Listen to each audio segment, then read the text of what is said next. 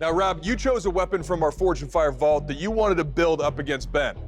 And Ben, you're gonna be building this. The Irish ring-hilted sword. Oh. The Irish ring sword was a weapon of the elite Gallowglass mercenaries in 12th century Ireland. This extremely long, double-edged sword was featured in Season 5 of Forge and Fire, where the smiths were challenged with not only having to forge out something of this length, but also the added challenge of putting a fuller in it. While both smiths struggled to make such a long blade both light and strong, one smith went too thin in his design, causing a bend in testing and costing him the competition.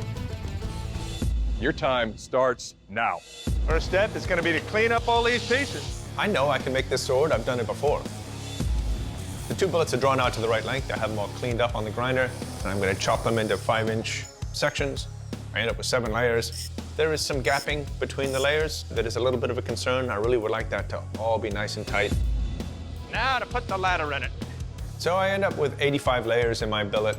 I think that's a high enough layer count to get a visible ladder pattern. I'd rather double that, but I just don't have time to double that. So I figure 80, 85, close enough. I finish my thermocycles. It's time to quench. It is absolutely laser straight. And now it's time to start thinking ahead for the ring hilt pommel. Drill a nice small pilot hole first.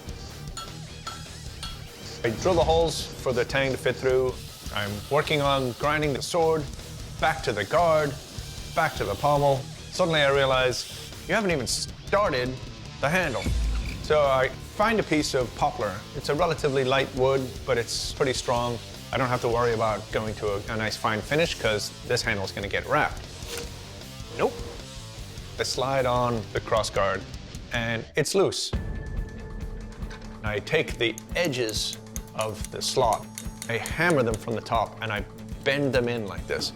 Then I take a squashed pipe, I drive that cross guard all the way down. And now I know that that cross guard isn't going to start rattling during testing, isn't going to be an issue. I have done projects like this before over the course of months, not over 9 hours. The risk of going more layers is if I get a bad weld, then I have to start over from scratch. I grab my Damascus and I start setting the welds on the press. I have my Damascus bars drawn out. I need to divide them up, hopefully into 5 pieces each, and restack them to get a total of 144 layers. I weld them up with the MIG welder and put them back in the forge. So now my main billet is up to temperature. It's 144 layers, so I gently start setting those welds. Now I'm ready to do another restack. There are a couple ways to do fullers. One is grind off metal, but I'm worried that I'm not going to have enough steel. So the other way is to forge them in at the press. Not very straight. It's not great, but it is what it is. I've got to move on. All right, cross your fingers. In the last round, I had a big warp, and I don't want it to be an issue for me again. So this time, I want to do everything I can to avoid warps. I did a good normalization process, so I expect it to be pretty good. It looks pretty darn straight. The guard's coming together. It has good symmetry, good form. I kind of like the way that the arms sweep up. Everything's going great right now. I am frantic. I'm scrambling, trying to get everything together to do my glue up. Oh no, not good.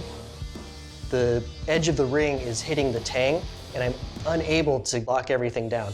If this gives way during the strength test, then things could start to rattle and come loose. So I'm worried. Oh. To fix this, I have to grind off some of that tang so I can get it back on, hopefully before the epoxy's set enough that I can tighten everything down. If I don't get this done, it could be a disaster. I mean, it'll definitely cost me the competition. I guarantee Ben's sword's gonna be tight. 5, 4, 3, 2, 1. You guys just finished a 9-hour build. Well done. When I look over at Ben's blade for the first time, it looks good. But I know that as good as Ben's blade looks, what it's gonna come down to is the tests. If I can perform well in the tests and he has some kind of problem in the test, then I can still come away with the victory. All right, bladesmiths, welcome to the dynamic kill test. To find out how lethal your weapons are, I'm going to deliver some deadly blows on this ballistics dummy and cut some water tubes.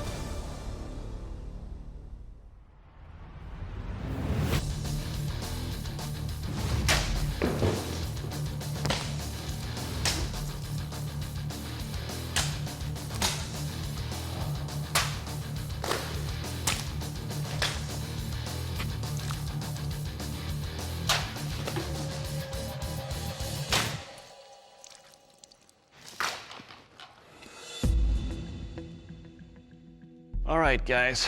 When delivering the cuts over here, they slash nicely to the water tubes and just demolish that ballistics dummy. On that piece, probably ran out of blade as I'm cutting on the backhand, but as you can see the cuts, they are very sharp. Overall, it will kill and cut. Say so.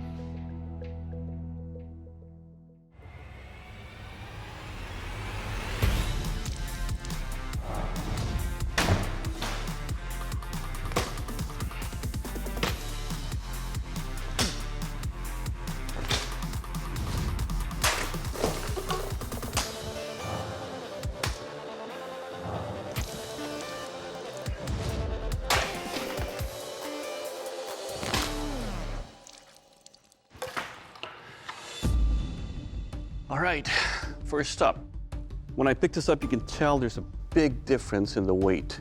The edge is sharp, so when I'm chopping into the ballistics dummy, it's a deep cut, but it's heavier and harder to control. It cut the first two tubes and then push the rest. But overall, looking at the damage of the ballistics dummy and some of the cuts, it will kill.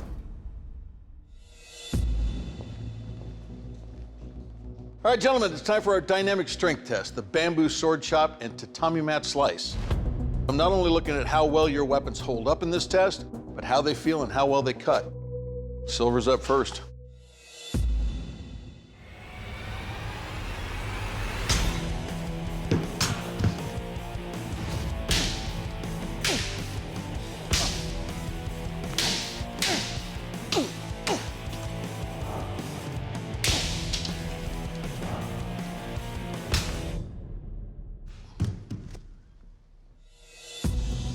All right, guys, right off, the blade is really, really light. The edges are really sharp. All in all, I think this is a really well-crafted sword. Held up very nicely. There's just no damage on this edge.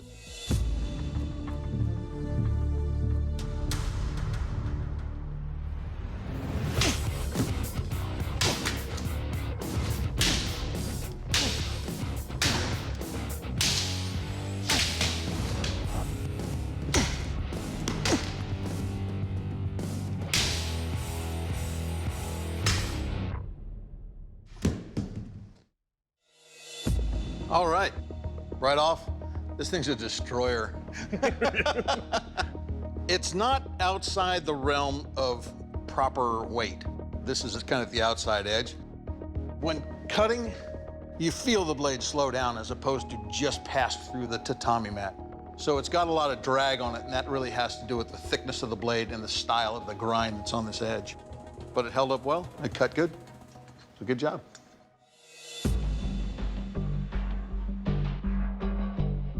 All right, bladesmiths, the time has come to find out if, Ben, you're going to keep your unbeaten streak going, or if, Rob, you've dethroned the king, and you're taking home the title of Fortune Fire Champion and a check for $10,000. I got to say, this was a very close race, and you made a difficult decision for the judges. Today's Fortune Fire Champion is...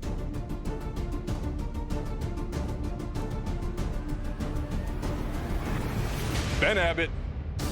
Ben, congratulations, you are now 6-0. Now, Rob, you gave him an unbelievable run for his money, but unfortunately, your blade didn't make the cut. I'm gonna have to ask you to please step off the forge floor. All right, well, thank you. I had a great time. Thank Hey, you Rob, so much. nice job on that blade. Thank you. I'm going to go home, see my family, and make a really nice Irish ring-hilted sword. It's gonna take me a lot longer than just 9 hours. Well, Ben, that's 6-0, buddy. You are unbelievable. You are, yet again, the Fortune Fire Champion. Congratulations. I can't believe it. I can't believe it. Rob is a great smith, a really fun guy, a great competitor, and I'm really happy to have worked next to him. Looks like you're keeping the unbeaten streak alive. Congratulations, man. You're not done yet. We got more of this to go. I hope you're ready. What did I sign up for? Good job, bud.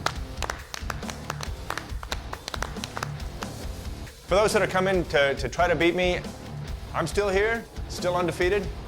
Bring it on.